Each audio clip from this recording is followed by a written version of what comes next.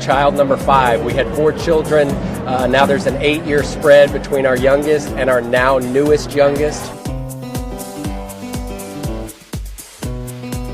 I think one of the most astounding things that happened this year was I think it was a woman responsible for photographing for the first time the black hole in space. That's amazing. I took cosmology when I was in college, and always been fascinated by where we came from, who we are, and where we're going. And to think of us in the context of the universe and the fact that we now have seen a black hole is phenomenal. You know, there's been so many inspiring stories. I particularly was inspired by the Marine who crawled across the finish line at the Boston Marathon recently, and he did it in honor of those he served with, those he lost, and he was determined to make it across. And watch him literally on his elbows and his knees, you know, finishing despite all that pain, because, you know, his concern and his thoughts for his comrades. You know, Leo is really, really passionate about the environment, and he's putting so much money into protecting endangered species, and this includes chimpanzees. So we've formed a really good bond, and to me that's very exciting because his audience is very different from mine, and so it means that he can help me spread the word. And the word is that we're destroying the planet very fast, that we need to get together and take action now. How about this? The biggest moment of the year for me was having my daughter. Easy for me. We had our 5th child, which was a little bit of an unexpected miracle, if you will. But yeah, so child number 5. We had 4 children. Now there's an 8-year spread between our youngest and our now newest youngest. You allowed to say that? And so that was a heck of a moment when little Charlie Brown, a.k.a. Crew Kenneth Gaines, was born. You know, it was my 85th birthday in April.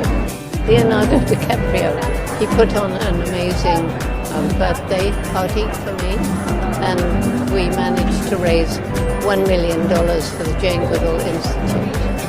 So that was very special.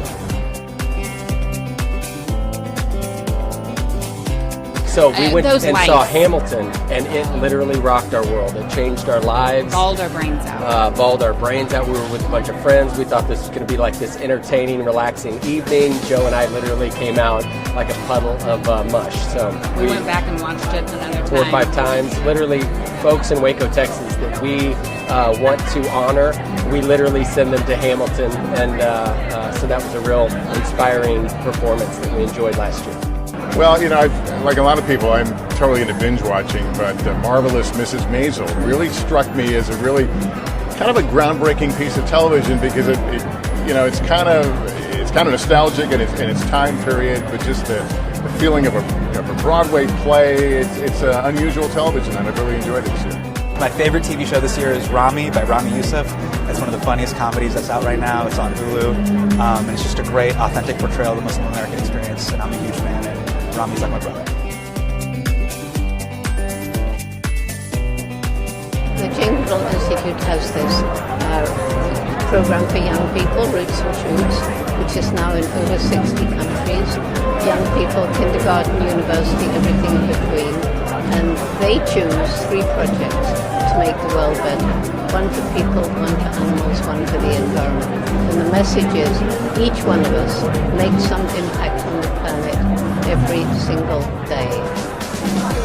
Yeah, this year's going to be a doozy. I mean, we've got 5 kids on the ground. Joe and I we had taken a little hiatus from Fixer Upper about 1.5 years ago. David Zasloff at Discovery reached out to us here about 6 months ago, and we have decided to launch a network, and this has just become public. So we are going to have our hands full 2019. We're ready to jump in, get started. Within the next year, I'm hoping we get just a little bit of a pause before we go full-bore election.